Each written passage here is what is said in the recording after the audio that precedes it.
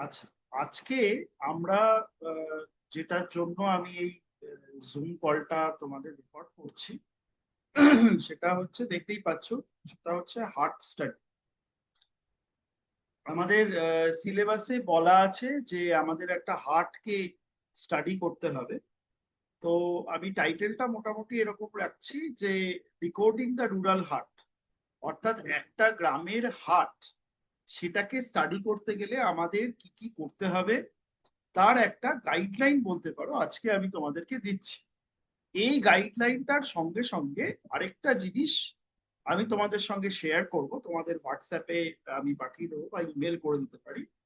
সেটা হচ্ছে যে এই হার্টকে স্টাডি করার জন্য আমরা কি কি প্রশ্ন করব, কি কি তথ্য সংগ্রহ করব, কি কি ইনফরমেশন আমাদেরকে গ্যাদার করতে হবে তার একটা তালিকা বা লিস্ট। আহ এখন এই জিনিসটা বলার আগে আমি ছোট করে একটু বলতে চাই যে হার্ট স্টাডি করা কেন ইম্পর্টেন্ট, এটা তোমাদের জানাটা খুব জরুরি। সেটা হচ্ছে যে আমাদের অ্যানথ্রোপোলজিতে একটা সাব ডিসিপ্লিন আছে যাকে বলা হয় ইকোনমিক অ্যানথ্রোপোলজি। এখন ইকোনমিক অ্যানথ্রোপোলজি মূলত যে জায়গাগুলোকে নিয়ে স্টাডি করে সেটি হচ্ছে দুটো। একটা হচ্ছে যে কিভাবে বিভিন্ন গুডস অ্যান্ড রিসোর্সেস, মানে ধরো যে কোনো কাঁচামাল, যে কোনো জিনিসপত্র, সেটা কি করে উৎপাদিত হয়, সেটা কি করে বন্টিত হয় মানে ডিস্ট্রিবিউশন করা হয়, এবং সেটা কি করে কনজিউম করা হয় অর্থাৎ সেটা কি করে ফাইনালি ব্যবহার করা হয়। এখন খাদ্যবস্তু হলে খেয়ে ফেলা হবে, ব্যবহারের বস্তু হলে ব্যবহার করা হবে, আর পরিষেবামূলক বস্তু হলে তার পরিষেবার ক্ষেত্রে ব্যবহৃত হবে। এখন এই পুরো জিনিসটা ইকোনমিক অ্যানথ্রোপোলজির একটা বড় অংশ স্টাডি করার চেষ্টা করে, বোঝার চেষ্টা করে। আরেকটা অংশ আছে সেটাকে বলা হয় স্ট্র্যাটেজি অফ ইকোনমাইজিং, অর্থাৎ একটা সমাজ, সমাজের অর্থনীতি সমাজকে কিভাবে গড়ে তোলে বা একটা সমাজের মধ্যে অর্থনৈতিক ভাবনা কি করে তৈরি হয়। এখন এইটার ক্ষেত্রে দুটো তিনটে ধরনের, দুটো তিনটে ঘরানার ডিবেট আছে, আমি ছোট করে বলে দিতে চাই। একদল লোক বলেন যে প্রথম যে কোনো মানুষেরই উদ্দেশ্য হচ্ছে তার নিজেরটা কি করে ভালো থাকবে, তার সে নিজে কি করে ভালো থাকবে, তার নিজের লাভ কি করে হবে সেইটার দিকে নজর রাখা।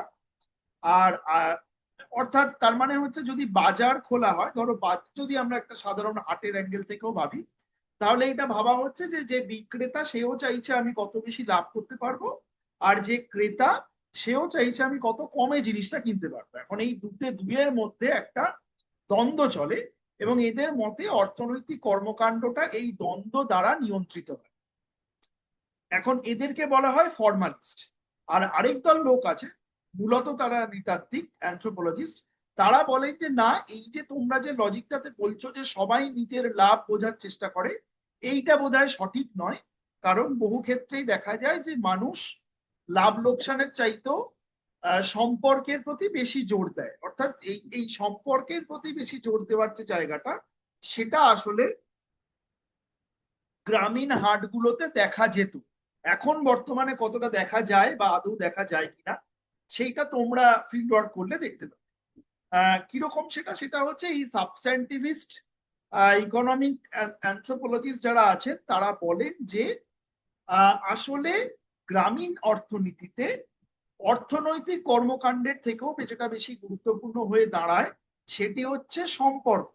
অর্থাৎ গ্রামীণ মানুষের নিজেদের যে সম্পর্ক, সেটা আত্মীয়তার সম্পর্ক হতে পারে, সেটা প্রতিবেশী পাড়া প্রতিবেশী সম্পর্ক হতে পারে, সেটা পারিবারিক সম্পর্ক হতে পারে, সেটা যে কোনো ধরনের বন্ধুত্বের সম্পর্ক হতে পারে।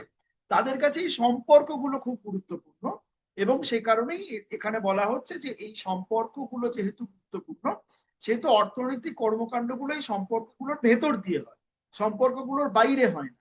তার মানে হচ্ছে যে পরিচিত লোকের কাছে লাভ ক্ষতির ব্যাপারটা অতটাও গুরুত্বপূর্ণ হয় না। এখন এই নিয়ে অনেক তাত্ত্বিক আলোচনা আছে। যেমন ধরো আহ, এখানে মূলত মূলত যে ঘরানাগুলো আমরা দেখতে পাই অ্যানথ্রোপোলজিতে, খুব ছোট করে বলছি, এগুলো তোমাদের যে এক্ষুনি খুব কাজে লেগে যাচ্ছে, কাজে লাগবে এরকমটা নয়। সেটা হচ্ছে এরকম যে ধরো কার্ল পোলানি যে কথাটা বলেছিলেন এমবেডেড ইকোনমি, এই মাত্র আমি যেটা বললাম এটি হচ্ছে সেটাই। যে যে ধরো এই মানে সামাজিক সম্পর্কের ভেতরে কিভাবে লুকিয়ে থাকে, কিভাবে অর্থনৈতিক সম্পর্কগুলো লুকিয়ে থাকে, সেটা নিয়ে কার্ল পোলানি কাজকর্ম করেছেন। মার্সেল মস বলে একজনের নাম হয়তো তোমরা শুনে থাকবে, তার একটা বিখ্যাত বইয়ের নাম হচ্ছে দ্য গিফট। কার্ল পোলানির বইটার নাম হচ্ছে গ্রেট ট্রান্সফরমেশন। এই গিফট বইটাতে মার্সেল মস দেখাচ্ছেন যে গিফট ব্যাপারটা একটা তিনটে অব্লিগেশনের সৃষ্টি করে, যে তুমি যাকে দিচ্ছ গিফট, যে নিচ্ছে সে গ্রহীতা, আর এই দেওয়া নেওয়ার মাঝখানে আরেকটা জিনিস থাকে, সেটা হচ্ছে রিটার্ন। অর্থাৎ তুমি যে গিফটটা পাচ্ছ তার ফলে কোথাও একটা রিটার্ন গিফট দেওয়ারও প্রবণতা তৈরি হয়। অর্থাৎ মার্সেল মস দেখাচ্ছেন যে গিফট ব্যাপারটাই আসলে অনেকটাই এক্সচেঞ্জ নির্ভর। ঠিক আছে, ক্লিফোর্ড গেটস বলেছেন যে মানে বাজারের মধ্যে গেলে আমরা অনেক সময় দেখতে পাই যে যে ক্রেতা এবং গ্রহীতার যে সম্পর্ক, তার ভেতরে প্রচুর রিচুয়াল থাকে। অর্থাৎ ক্রেতা কিরকম ভাবে কিনবেন, রিচুয়াল কাকে বলে, যে কাজ মানুষ বারবার করে সেটাই হয়ে যায় রিচুয়াল। এবং অনেক সময় মানুষ প্রয়োজনের বাইরে গিয়েও সেই কাজগুলোকে করতে থাকে, সেটা যে সবসময় খুব কারণ কার্যকারণগত সম্পর্ক দেখতে পাওয়া যায় এমনটা নয়। তো সেটাকেই উনি স্টাডি করেছেন। আহ বর্দু দেখাচ্ছিলেন যে বর্দু দেখাচ্ছেন যে অর্থনৈতিক কর্মকাণ্ড ব্যাপারটা শুধুমাত্র অর্থনৈতিক ব্যাপারের উপরে নির্ভরশীল হয় না, বরং আর্থসামাজিক সম্পর্কের উপরও নির্ভর করে। অর্থাৎ তোমার যদি বন্ধু আগে থেকে হাটের একটা স্টল ওনার হয় এবং তার যদি যথেষ্ট যোগাযোগ থাকে, এটাকে বর্দু বলছেন সোশ্যাল ক্যাপিটাল, যদি তার এই সামাজিক পুঁজি থাকে, তাহলে তোমার বন্ধুর হাত ধরে তুমিও হাটের একটা ভালো জায়গায় স্টল তৈরি করে ফেলতে পারতে পারো। এই নেটওয়ার্কিং এর জায়গাটাকে পিয়ারি বর্দু ভীষণ জোর দিচ্ছেন।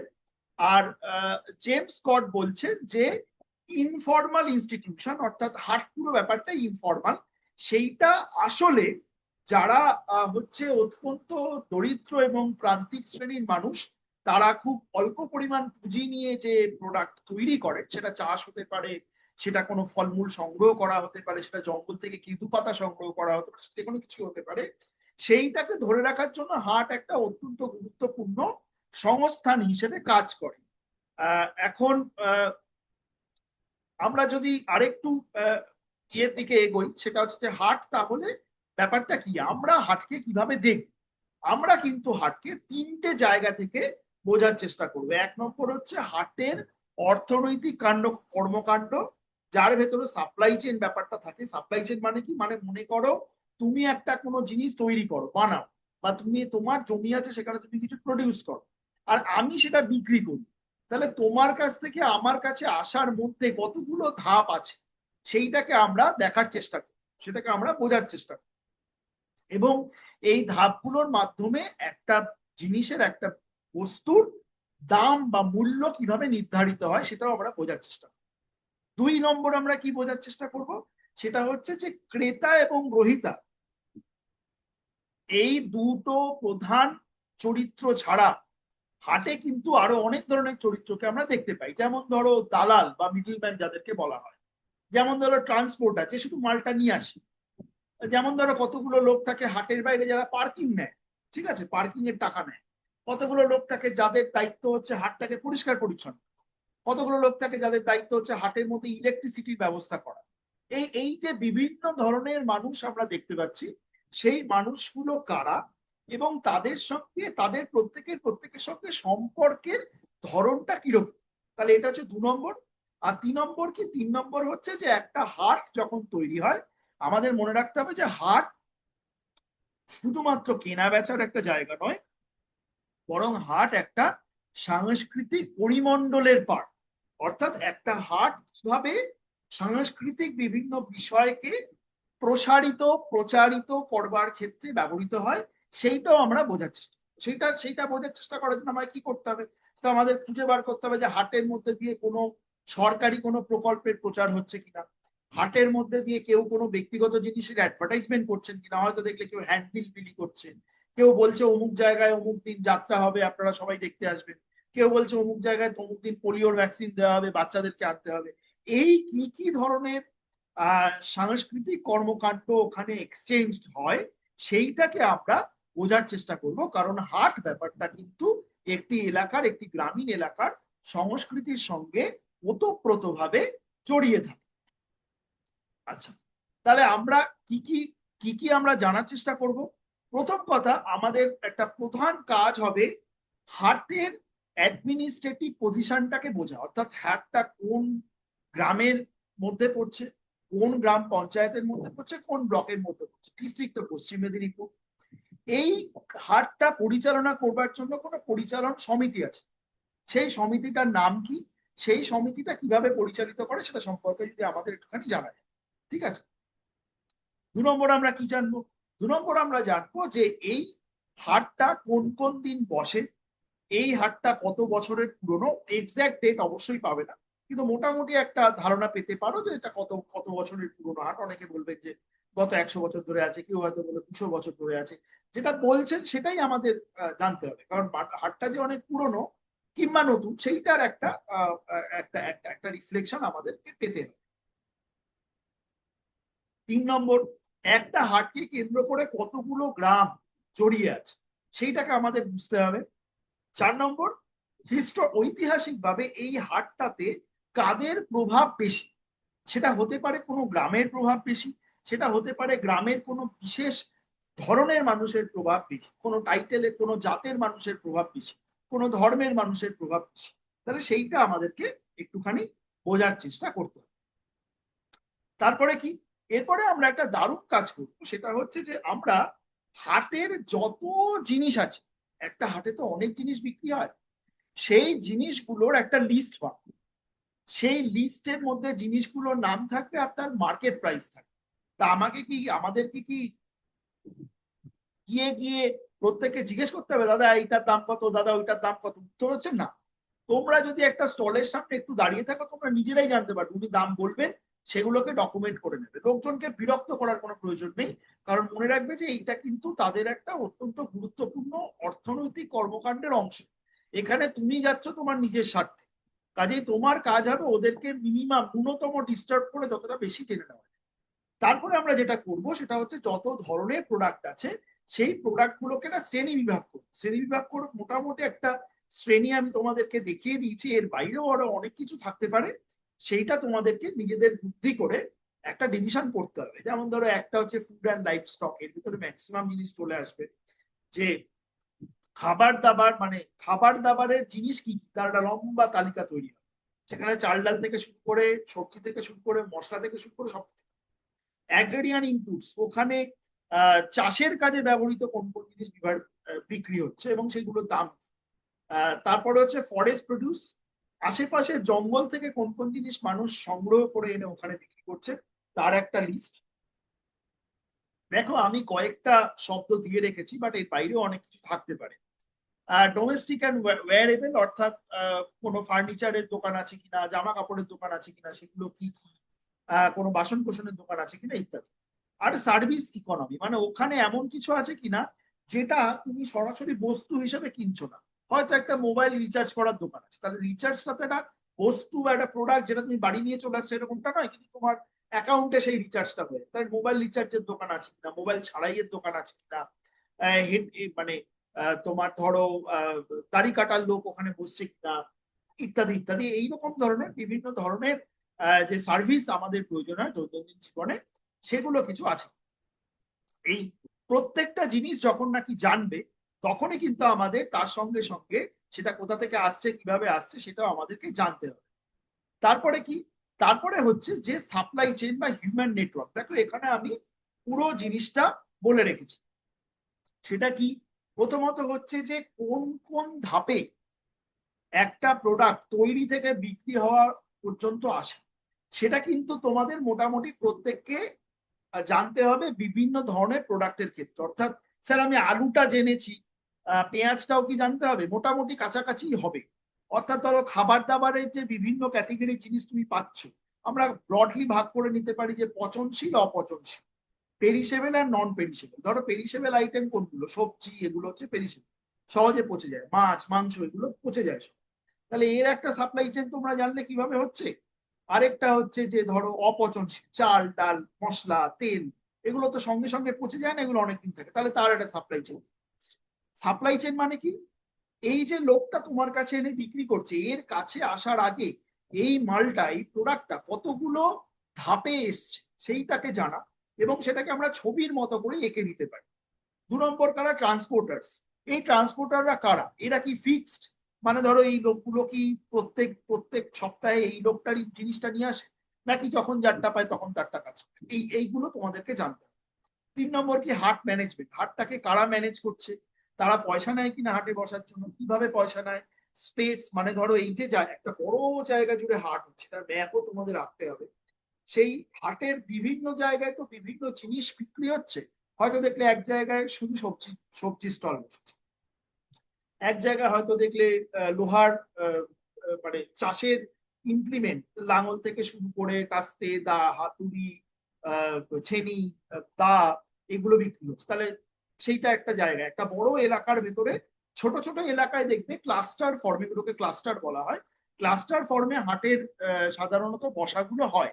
তাহলে সেইগুলো কারা ঠিক করে? এখানে এখানে যে বসবে, সে তাদেরকে কোনো ভাড়া দিতে হয়, ভাড়া দিতে সেটা কিভাবে দিতে হয়, সেই ভাড়ার টাকাটা কোথায় কাজে লাগে, ইত্যাদি ইত্যাদি ইত্যাদি।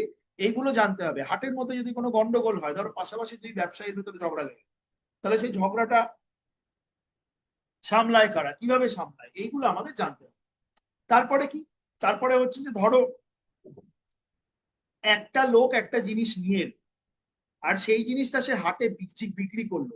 এর মাঝে কেউ আছে যে সিদ্ধান্ত নেয় যে এই লোকটা যদি এই জিনিসটা বিক্রি করে তাহলে তাকে এত টাকা দিতে হবে বা এই কাজটা করতে হবে, সেইটা কি করে নেওয়া হয়? 3 নম্বর কি? 3 নম্বর হচ্ছে যে জানতে হবে যে এই লোকগুলো কোনো ধরনের সামাজিক সুরক্ষা প্রকল্প হাটের থেকে পাচ্ছে। হ্যাঁ, এই পুরো জিনিসগুলোকে কিন্তু আমাদেরকে জানতে হবে। এর জন্য আলাদা আলাদা প্রশ্ন তালিকা আমি তোমাদেরকে দিয়ে দেবো। প্রশ্ন তালিকাটা ভালো করে পড়লে তোমরা ব্যাপারটা বুঝতে পারবে। তারপরে কি? তারপরে হচ্ছে যে হাট এমন একটা জিনিস যেটা সাধারণত সপ্তাহে 2 দিন করে হয় বেশিরভাগ জায়গায়, কিন্তু একটা বড় এলাকার মধ্যে বিভিন্ন সপ্তাহের বিভিন্ন দিনে বিভিন্ন জায়গায় হাট বসে। তাহলে এইটাকে বলা হয় হাট সাইকেল। তাহলে এই হাট সাইকেলটা আমাদেরকে জানতে হবে কোন জায়গায় সপ্তাহের কোন দিনে হাট বসে। যেমন ধরো আমার অঙ্কিতার সঙ্গে কথা ছিল, অঙ্কিতা কুরুম্বেরা হাটের কথা বলছিল। তাছাড়া কেশিয়ারিতেও একটা হাট বসে। আমরা যে হাটটায় মাঝে মাঝেই যাই সেটা হচ্ছে কুশগেরিয়ার হাট। আবার আমরা আমাদের কলেজের খুব কাছে হাতিগেরিয়াতেও একটা হাট বসে। তাহলে এইরকম বিভিন্ন জায়গায় হাটগুলো বসে, আমাদের জানতে হবে কোন সপ্তাহের কোন দিন কোন জায়গায় হাট বসে। এই সাইকেলটা আমাদেরকে ট্রেস করতে হবে। 2 নম্বর কি? একটা হাটে সারা বছরের বিভিন্ন সিজনে হাটের চরিত্র পাল্টাতে পাল্টাতে যায়। অর্থাৎ বর্ষাকালে হাটে যে ধরনের জিনিস বিক্রি হয়, শীতকালে তা হয় না। তাহলে এই সিজনের সাইকেলটা হাটের কোনো, যিনি রেগুলার আসেন সেরকম একটা কারোর কাছে বসে জেনে নিতে হবে যে, ধরো আমরা যদি সিজন গুলোকে ভাগ করি, গ্রীষ্ম, বর্ষা, শরৎ আর শীত আর বসন্ত, ধরো এই 5টা ভাগে যদি আমরা ভাগ করি, তাহলে এই 5টা ঋতুতে হাটের চরিত্রের কি কি, মানে কোন কোন জিনিস কোন কোন ঋতুতে বেশি বিক্রি হয়, কোন কোন জিনিস হয় না। যেমন ধরো একটা সহজ উদাহরণ দিচ্ছি, এখন আম পাওয়া যাবে হাটে, কিন্তু আমি যদি নভেম্বর মাসে আমি কি আম পাবো? পাবো না। তাহলে নভেম্বর মাসে হয়তো কমলা লেবু পাবো। তার মানে এইরকম কি কি চারিত্রিক পরিবর্তন ঘটে হাটে। এটা তো খুব সহজ একটা চারিত্রিক পরিবর্তন বললাম। যেমন ধরো কোনো বড় পরব থাকে, টুসুর পরব ফর এক্সাম্পল, টুসুর পরবের আগে হাটে টুসুর পুতুল বিক্রি হয়, যেটা তুমি সারা বছর পাবে। তাহলে এই যে জিনিসগুলো যেগুলো এক একটা সময়ের জন্য স্পেসিফাই করা রয়েছে, সেইগুলোকে কিন্তু আমাদেরকে জানতে। তারপর কি? তারপরে হচ্ছে আমাদের ভীষণ ভালো করে হাটের যে ম্যাপ সেটাকে আঁকতে হবে। এটা আঁকার জন্য আমরা কি করব? এটা আঁকার জন্য প্রথমে আমাদেরকে নর্থ সাউথ ইস্ট ওয়েস্ট ভাগ করতে হবে। তোমরা গ্রামের লেআউট করেছো, তারপরে ঠিক যে ডিরেকশনে হাটে ঢুকছো, কোন জায়গায় কি আছে, পারলে কটা স্টল আছে সেটা যদি গুনে নেওয়া যায় তাহলে এক্সিলেন্ট হয়। যদি সেটা নাও করতে পারো, দেখো এই ছবিটায় দেখানো রয়েছে, ইন্ডিকেশন করা আছে যে আহ, এই এই কারসারটাকে ফলো করো, এই যে এইটা হচ্ছে, দেখো এখানে ছবি আঁকা আছে, গাজর, একটা আপেল, এর ছবি দেওয়া আছে। মানে কি? মানে এইখানটাতে সবজির বাজারটা বসে। এবার এখানে হয়তো অনেক স্টল আছে, একটা একটা গায়ের সঙ্গে লেগে লেগে আছে, তুমি বুঝতে পারছো। তাহলে একটা রিজিয়নে ভাগ করে দেওয়া যে এইখানটা সবজি বিক্রি হচ্ছে। দেখো এখানটা গরু আর একটা গরুর ছানার ছবি আছে, তাহলে এটা ধরে নিতে হবে যে এইখানটায় গবাদি পশু বিক্রয় হয়। ঠিক আছে, এইখানে দেখো বস্তার ছবি দেওয়া আছে, তাহলে ধরে নিতে হবে এইখানটাতে চাল ডাল তেল নুন এগুলো বিক্রি হয়। তাহলে এই পুরো জিনিসটা হাটের মধ্যে দেখাতে হবে, এবং এর মধ্যে কিন্তু আমাদের লেজেন্ড দিয়ে কোনটা কি সেটা বুঝতে হবে। এই পুরোটা কিন্তু তোমরা শুধুমাত্র হাটটাকে দেখেই করে নিতে পারো। এটার জন্য যে আলাদা করে প্রচুর লোককে প্রচুর প্রশ্ন করতে হবে এরকমটা একেবারেই নয়। তার মানে দেখে it's mostly an observational field work. ঠিক আছে, তারপরে আমাদের কি করতে হবে সেটা হচ্ছে যে আমাদেরকে প্রত্যেকটা জিনিসকে আলাদা আলাদা করে ভাগ করে করে দেখাতে হবে। তোমরা যদি পারো তাহলে অনেকগুলো ম্যাপ হাটে রাখতে পারো। একটা হচ্ছে যে ধরো হাটের কানেক্টিভিটি, তোমরা হাটের ভেতরে কি আছে দেখাচ্ছ, একটা ম্যাপে শুধু কানেকশন গুলো দেখালে কোন দিক দিয়ে আসছে কোন দিক দিয়ে বেরোচ্ছে ইত্যাদি। একটা তুমি বাউন্ডারি দেখালে, একটা হচ্ছে কমোডিটি জোন। এই যে কমোডিটি জোন মানে কি, কমোডিটি জোন মানে হচ্ছে যে আগে যে হাটটা দেখালাম কোনখানে কোন জিনিস বিক্রি হচ্ছে। তারপরে হচ্ছে অ্যাক্টিভিটি নোট। অ্যাক্টিভিটি নোট মানে কি, যে কোন জায়গায় কি ধরনের অ্যাক্টিভিটি হয়, কোথাও কেনা বেচা হয়, কোথাও গাড়ি রাখার জন্য ব্যবহার করা হয়, কোথাও হয়তো অ্যাডমিনিস্ট্রেশনের কোনো কাজের ক্ষেত্রে ব্যবহার করা হয়, এই ইত্যাদি ইত্যাদি। এইগুলোকে আলাদা করে যদি দেখানো যায়, সব হাটের ক্ষেত্রে সবগুলো অ্যাপ্লিকেবল হবে এরকমটা নয়। তোমরা যে হাটে যাবে সেখানে যেটা কাজে লাগবে সেইটা। মুভমেন্ট ভেক্টর আরেকটা আরেকটা ম্যাপ আঁকলে সেখানে দেখালে কোন দিক দিয়ে কোন ডিরেকশনে লোকে কিভাবে মুভ করে, কোথাও বোথ ডিরেকশনে মুভ করে, কোথাও ইউনি ডিরেকশনাল মুভ মানে একদিকে নড়বে চলবে। এই সবগুলোকে আমরা আলাদা আলাদা ম্যাপে কিন্তু চাইলে দেখাতে পারি। আমি সাজেস্ট করবো অন্তত তিনটে ম্যাপ আঁকা, একটা কানেকশন এন্ড বাউন্ডারি, একটা কমোডিটি জোন, আর একটা হচ্ছে মুভমেন্ট ভেক্টর। এই তিনটে ম্যাপ অন্তত যদি আঁকা যায় তাহলে খুব ভালো হয়। এটা কিছুই না, একটা ম্যাপ এঁকে সেটাকেই তিনটে কপি করে তিনটে আলাদা আলাদা জিনিস আমাদেরকে দেখাতে পারলে অত্যন্ত ভালো হবে রিপোর্টটা। তারপরে কি, তারপরে আমাদের জানতে হবে যে যারা আছেন তারা কি কি ধরনের কাজ করে। এবং এইটার জন্য দেখো আমি আলাদা আলাদা ভাগ করে দিচ্ছি, যে যারা একটু বয়স্ক মানুষ তাদেরকে তোমরা কি ধরনের প্রশ্ন করতে পারো, যারা বিক্রেতা তাদেরকে তোমরা কি ধরনের প্রশ্ন করতে পারো, যারা ক্রেতা তাদেরকে তোমরা কি ধরনের প্রশ্ন করতে পারো। এই জিনিসগুলো কিন্তু মাথায় রাখবে একটু ফিডব্যাকটা করার সময়। কিন্তু তার সঙ্গে সঙ্গে এটাও মাথায় রাখবে এটা কিন্তু ফিক্স নয়। এরকম হতেই পারে যে তোমরা এমন একজন লোককে পেলে তিনি হাটে সবটাই জানেন, তাহলে তাকে তুমি সব ধরনের প্রশ্নই করবে, এরকম ব্যাপার নেই। আর মাথায় রাখবে যে শুধু প্রশ্ন করা নয়, অনেকটাই কিন্তু দেখে দেখে বেরিয়ে আসতে পারে। আচ্ছা, সাপ্লাই চেনটা কিভাবে বানাবে তার একটা আউটলাইন আমি এখানে দেখিয়েছি। এটা সাপ্লাই চেনের মানে ওই কেনা থেকে বেচা পর্যন্ত কোন কোন ধাপে কারা কারা ইনভলভ, এইটা পুরো জিনিসটা জানতে পারলে, পুরো ব্যাপারটা জানতে পারলে তখনই কিন্তু আমরা এটাকে ইউজ করতে পারবো। সেটা আমি তোমাদেরকে ক্লাসে বসে দেখিয়ে দেবো। তাহলে আমাদের কি কি জানতে হবে, এক নম্বর হচ্ছে যে মার্কেট মেকানিজম, কারা আসছে সকাল থেকে শুরু করে, কারা আসছে তারা কিভাবে স্টল তৈরি করছে ইত্যাদি প্রভৃতি সেগুলো দেখা, তার ছবি তুলতে তুলতে যাওয়া। দু নম্বর হচ্ছে যে কোন কোন জায়গায় এই হাটের অ্যাডমিনিস্ট্রেশনটা কাজ করে সেইটাকে ফোকাস করা। তিন নম্বর হচ্ছে হিডেন ডেমোগ্রাফিক্স, অর্থাৎ বাচ্চারা মানে বিভিন্ন ধরনের মানে মানুষ তো বিভিন্ন ধরনের হয়, তাদের জাতের ভাগ আছে, তাদের লিঙ্গ ভিত্তিক ভাগ আছে, অর্থাৎ জেন্ডার ডিভিশন আছে, এজ ওয়াইজ ডিভিশন আছে, কাস্ট ওয়াইজ ডিভিশন আছে, রিলিজিয়ান ওয়াইজ ডিভিশন আছে। তাহলে এরকম আমরা কিছু ভাগ এখানে দেখতে পাচ্ছি। ধরো বাচ্চারা হাটের মধ্যে কোনো বিশেষ ধরনের কাজ করছে কিনা, মেয়েরা কোনো বিশেষ ধরনের প্রোডাক্ট বিক্রি, যেমন ধরো আমি একটা জিনিস দেখেছি যে হাটে হাড়িয়া এবং মহুয়া বিক্রেতা বেশিরভাগ সময় মেয়েরা। তার মানে হচ্ছে যে মেয়েদের জন্য কিরকম ধরনের কাজ অ্যালোকেটেড। এরকম হাটের মধ্যে লিঙ্গ অসাম্য বা লিঙ্গ ভিত্তিক ভাগ আমরা কিছু দেখতে পাচ্ছি না। লিঙ্গ যেটাকে বলা হয় জেন্ডার ডিভিশন অফ লেবার, সেরকম আমরা কিছু হাটের মধ্যে দেখতে পাচ্ছি না, পেলে সেটাকে আমাদেরকে ধরতে হবে। আচ্ছা, ছবি আমাদের কিন্তু অনেকগুলো তুলতে হবে। খুব ভালো করে মাথায় রাখবে যে ছবির ওপরে কিন্তু এই রিপোর্টটা অনেকাংশে দাঁড়িয়ে থাকে। প্রথমত হচ্ছে একটা ছবি আমাদের তুলতে হবে গ্রামের হাটটা যেটা পুরোটা দেখা যাচ্ছে। আমি মানছি হয়তো এরকম কোনো পজিশন থাকবে না যেখান থেকে দেখা যাচ্ছে, বাট চেষ্টা করবে একটু দূর থেকে যাতে হাটটা কতটা বড় কতটা জায়গা জুড়ে রয়েছে সেই ব্যাপারটা একটু হলেও যেন ফোকাস থাকে। দু নম্বর কি, স্পেশাল ডকুমেন্টেশন। এই যে আমি তোমাদেরকে দেখালাম ম্যাপের মধ্যে কোথায় কি বিক্রি হচ্ছে, মনে করো একটা জায়গায় অনেকগুলো সবজিওয়ালা বসেছে, সবজিটা ওই জায়গায় রেস্ট্রিক্টেড, তাহলে তার একটা ছবি। মনে করো একটা জায়গায় দেখলে যে অনেক মাংস বিক্রি হচ্ছে এবং মাংসটা সেই জায়গায় রেস্ট্রিক্টেড, তার একটা ছবি তুলি। এরকম ভাবে আমরা কমোডিটি ধরে ধরে অর্থাৎ আইটেম ধরে ধরে তার ছবি তুলি। তারপরে কি কমোডিটি কি কি তার ছবি তুলবো, ধরো একটু জুম করে দেখাতে চাইলে যে সবজি কি ধরনের আছে, ফল কি ধরনের বিক্রি হচ্ছে, মাছ কি ধরনের বিক্রি হচ্ছে, কমোডিটি গুলোকে একটু কাছ থেকে ছবি তুলতে তুলতে যাওয়া। তারপরে কি অ্যাক্টর কে কি করছে, এগুলো কিন্তু ক্যান্ডিড ফটো ফটো হতে হবে। যে মানে ধরো একটা লোক হয়তো পয়সা দিচ্ছে, পয়সা গুনছে, তার ছবি। একটা লোক হয়তো ঠেলা ঠেলে নিয়ে যাচ্ছে, তার ছবি।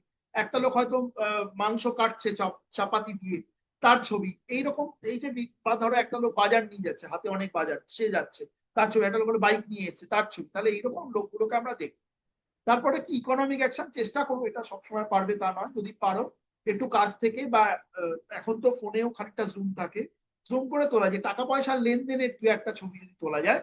আর তারপরে কি কালচারাল অ্যাঙ্কার, অর্থাৎ কোথায় বসে লোকজন আড্ডা মারছে। হাট মানে আমি বারবার বলছিলাম, হাট ইজ অলসো অ্যাবাউট কালচার, একটা সংস্কৃতির ব্যাপার আছে।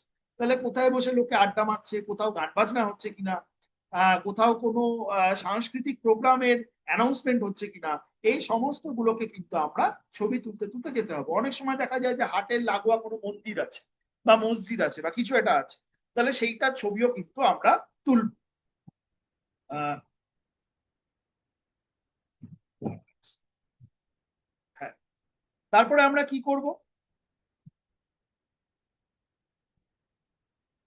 তারপরে আমরা চেষ্টা করব এই পুরো ব্যাপারটা, যেটা এইমাত্র বললাম, যে একটা হাটের মধ্যে দিয়ে একটা সামাজিক বিষয় কতটা পরিস্ফুট হচ্ছে সেইটাকে ধরা। বারবার বলছি, মেয়েরা কি ধরনের কাজ করে, ছেলেরা কি ধরনের কাজ করে, বাচ্চারা কি ধরনের কাজ করে, বুড়োরা কি ধরনের কাজ করে, কাস্ট অনুযায়ী যদি কোনো ডিভিশন পাওয়া যায়, আমি বারবার বলছি এটার উপরে কিন্তু যথেষ্ট জোর দিতে হবে।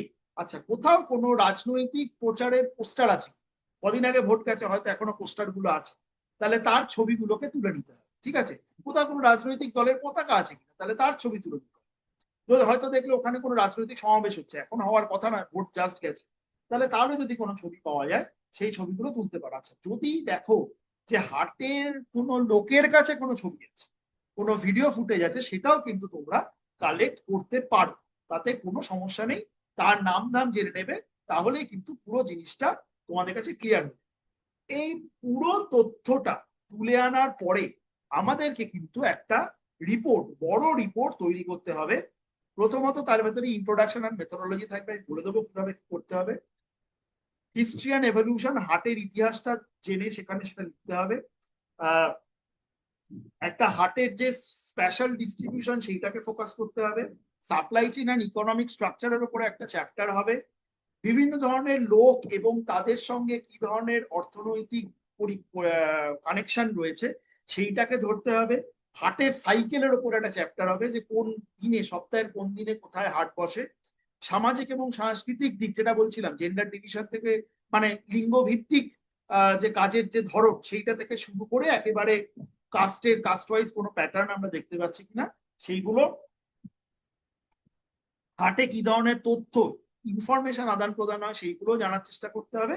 তারপরে আমরা এই পুরো তথ্যটাকে কি করে anthropologically making, how to make sense out of it, সেইটা কিন্তু আমি তোমাদেরকে ক্লাসরুমে বসে ভালো করে অ্যানালাইজ করে দেবো। আচ্ছা, আমি তোমাদের সঙ্গে আজকে এই এই ভিডিওটা শেষ হয়ে যাওয়ার পরেই আমি তোমাদের সঙ্গে এটা শেয়ার করে দেব।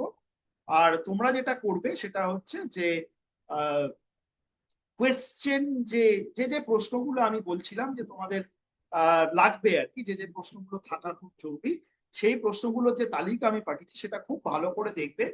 দেখার পরে আমরা এটা নিয়ে আরো আলোচনা করব, এবং আমি চাইবো যে খুব শিগগিরই, মানে পরের সপ্তাহের মধ্যেই আমরা প্রথম ফিল্ড ওয়ার্কটা করে ফেলবো।